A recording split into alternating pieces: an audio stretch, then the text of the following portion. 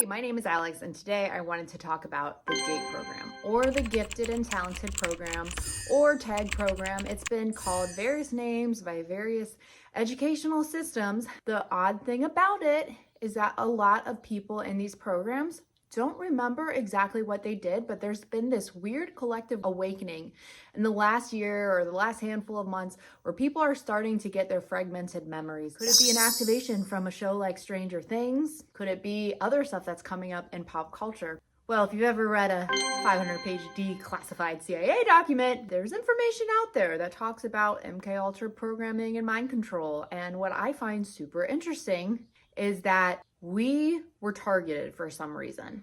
Now, I have a lot of questions for why that is.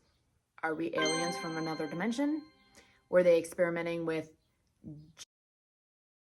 back in the 80s and 90s or before that?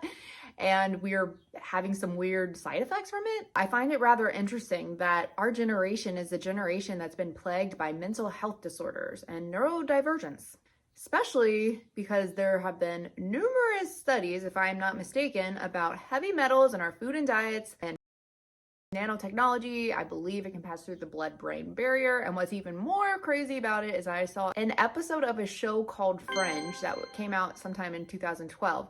And this guy was in some kind of experimental study. And a couple years later, he started having premonitions or psychic visions. And then in the episode, it's later revealed that he was actually like a radio transmitter, and he was picking up on voices that he heard over the radio or satellite or whatever he was hearing. He was hearing actual conversations, so that's how he was having these prophecies.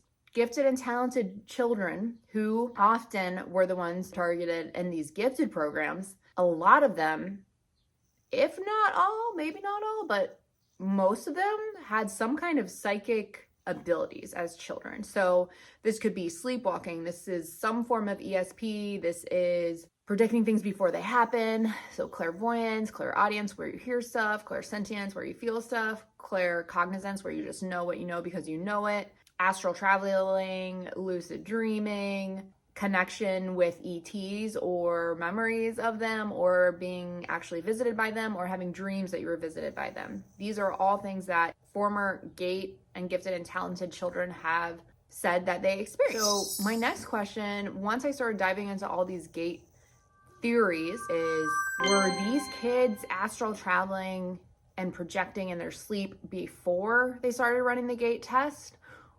And is that why they were picked? Or were they able to acquire these abilities through whatever experiments were done with them as a child? And I have something crazy that has happened to me recently. So I'm a former GATE kid myself. And I was talking to my mom the other day, just asking her about my childhood and the gifted program. And I asked her if she remembered anything, because ever since I started diving into all of this, there's a lot of people that just don't remember. We remember the headphones. We might remember the fluoride water. We remember the hearing tests and the frequencies. Some of us even remember slightly watching or listening to the Gateway tapes. I know for me, when I heard the Gateway tapes, which were by the Robert Monroe Institute, and if you don't know what the GATE tapes are or some of the theories surrounding GATE, the Monroe tapes were used and created for CIA during the Cold War so they could create remote viewing spies. So it's a program designed to help you have and control out-of-body experiences. So it teaches you how to astral travel, lucid dream, protect your energetic bubble, remote view, etc. So when I re-listened to this stuff for the first time, I don't consciously remember listening to it as a kid, but when I heard that tape and when I heard the guy's voice, it was like, ooh, like shivers everywhere. Like I know I've heard it before, and I just got him again right now. But it started activating a lot of random memories, like things that I hadn't thought about in years. But what I found most interesting about my personal experience is that I, as a kid, was notorious for sleepwalking. I vividly remember sleepwalking on multiple occasions. We had like this huge window in my house that I grew up in, and I would stand at the top of the stairways and just like be standing there in a trance, sleepwalking, and then I'd wake up in the middle of a staircase looking out the window. Or I would wake up in a bathtub a lot of times, or I'd wake up wetting myself. So obviously something I was seeing could have been pretty scary. I also remember having a vivid dream about what later I found out were the grays, because they were little gray aliens, which is what a lot of the accounts that people have about ET contact they see little gray aliens about 4 feet tall, and in my dream, they came to my house and were surrounding my mom and put some kind of like energetic cord over her body. So maybe that's symbolic, maybe that is something that is, you know, tainting our bloodline, or some kind of parasite in the family, or generational curses, or something monitoring us. I don't know. It all sounds super crazy, but when I dove deeper into that, I found out there's other accounts of people who have abductee experiences with ETs, where they've had and they've seen these black parasitic cords, and the aliens that they see are 4 feet tall and they're gray. And then you dig deeper into the declassified, I think they're declassified documents about Area 51 or Roswell, New Mexico, and the alien crash. The aliens were 4 feet tall. They looked similar to a lot of these accounts that people are having about the extraterrestrials. What I also find interesting about that, and I don't know if I'm alone in this, so let me know in the comments if this has happened to you, but in the last 2 or so years, I've been really just like obsessed with the idea of aliens. Like, I got alien earrings. This is my alien studio. You know, she's green. Evil Eye, also been obsessed with the Illuminati stuff. And let me just show you my studio, because I also have other alien masks. So, oh, there's that guy in the corner. Yeah, so a lot of alien stuff, right? Just out of nowhere. I was also inspired to start a podcast about alien disclosure, where I channel aliens, because I didn't tell you guys, ding, ding, ding, I grew up to be a psychic. Okay, and this brings me to my next point, psych meds and psychics and mental health. I'm assuming that if you're watching this tape, maybe it's your first time hearing about GATE, or maybe you've already been exploring it. So if you have already been exploring it, you know that the GATE program was also a way to help people learn how to remote view. So what's super interesting for me is that when I quit drinking and I quit smoking and I quit my psych meds, I've been on everything from anxiety medication for generalized anxiety disorder, ADHD meds like Vyvanse, Adderall, depression medication like Zoloft and Wellbutrin, just always trying to find the perfect dose or something to fix me, and it never did. I started on them young at 15 or 17, and I quit them because I felt super numb. I feel like I lost a year of my life. So I didn't take meds for a while, and I started to self-medicate. So flash forward a bunch of years, I find myself in a desk job, which I absolutely despised, and I was living for the weekends and living for happy hour. I was super unproductive at work, so I ended up almost losing my job, and then found myself at the doctor, diagnosed with ADHD. Like, somehow it got missed in my childhood, and I was like, oh yeah, I'm always late, interrupt people when they're talking, yeah, neurodivergent, whatever. And I remember being excited to be on Adderall, because all my friends were on Adderall, right? It was super normalized and people were finding success with it. AKA they're turning into these zombie robots that were finally able to be productive. But they were able to be productive in things that they were not necessarily ever meant to be productive in. So what I learned about medication, maybe this doesn't have to be for everyone, but for me, it was trying to help me survive in a world that never, ever made sense to me. But when I quit all of these meds, I got super into metaphysical concepts like tarot, astrology, human design. And once I started reading tarot cards, I found out that I could remote view, except I had no idea I was remote viewing. It's just something that came naturally to me. When I would do a reading, I would be able to know exactly what somebody was doing at that very moment that I tapped into their energy. I figured out the names of the people that they were with at that exact time. I guessed orange birds. I heard orange and birds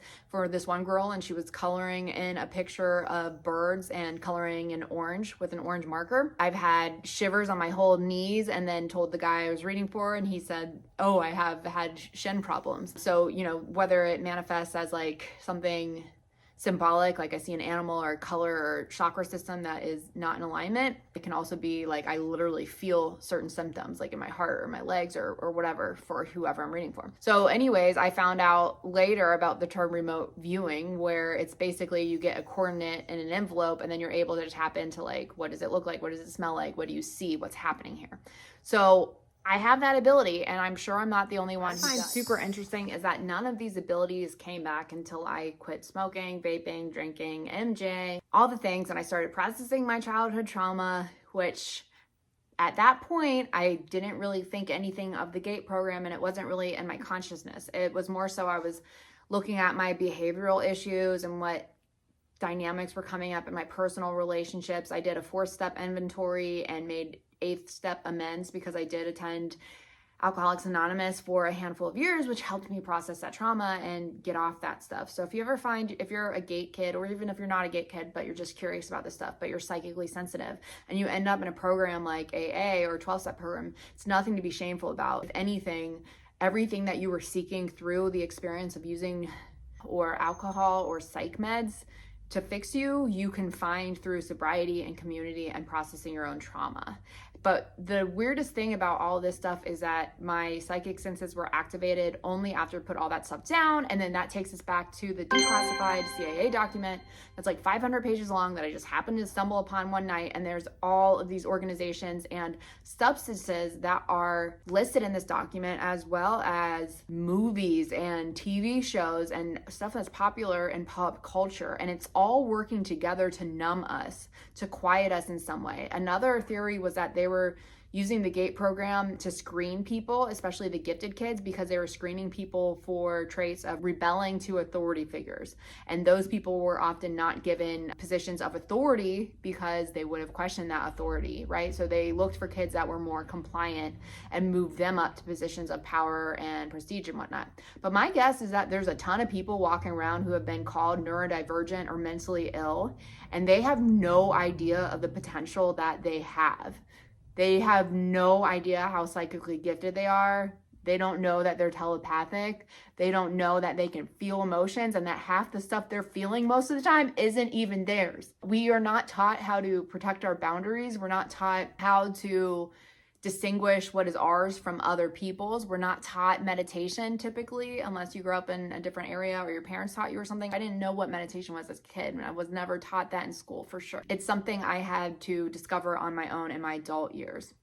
So it just leads to a lot more questions and honestly curiosities. I just want to know how many other people are out there that have been on psych meds their whole life and just feel like they're not working. And it's like, they've been called a scapegoat and the problem child all these years, especially if they're in the GATE program and they were this golden child and they were, promised the world, like how they were so smart and they're so talented and they're just going to succeed and they've got such great things in their future, only to be then labeled in their adulthood as a scapegoat or like blacklisted from their family or the work scene, or they end up with like a drinking problem or just not functioning as adults or being called neurodivergent. All of it is connected.